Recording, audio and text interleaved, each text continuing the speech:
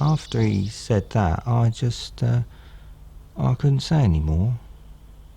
So I came down to the park where I used to walk with my wife. And I was walking around, not really thinking about much in particular.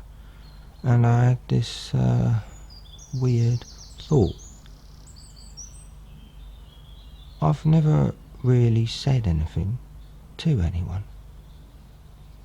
I mean, I've been talking plenty and with lots of people, but never really felt like it was me who was talking. And what this probably means is that I've never had any kind of clue who I am.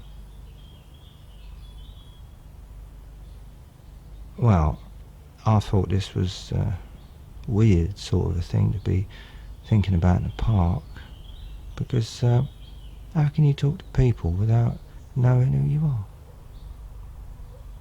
I remember now, I'm reading this crazy book, and this fella was saying that you can make yourself not know who you are by being something you're not. He said that not knowing who you are is the result of some kind of choice. So this means I don't want to know who I am, and therefore I have never really said anything to anyone, because I don't want anyone else to know who I am either. I guess that makes me incognito, as they say. And I never thought about things like that. I always thought that I was really, visible. Well, this made me really feel like crying, but I was laughing instead and making these sort of weird noises.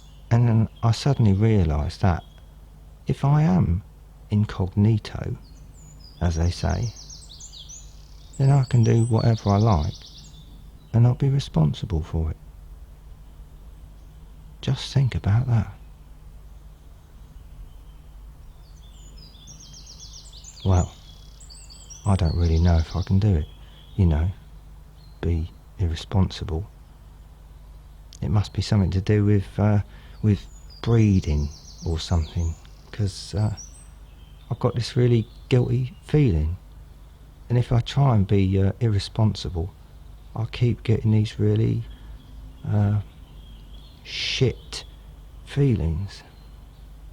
Like I've been stood on by a horse. Nah, I've got this crazy thought, but I don't know what to do about it. I must do something, because I'm sure I'll forget about all this sooner or later, because I forget things like that all the time. But this means I'm going to have to really try and say something to someone, really communicate. Because, if you say this to someone, then it's like blowing your cover, losing your incognito, as they say. And then I'll start to feel like I'm being stood on by a horse, and I'll need to remember that part of me is really enjoying being stood on.